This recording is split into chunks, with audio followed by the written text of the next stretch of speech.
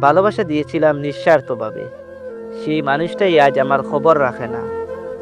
যার চোখের জল মুছেছিলাম আমি, আজ তার চোখে জল দেখেও আমি নীরব থাকি।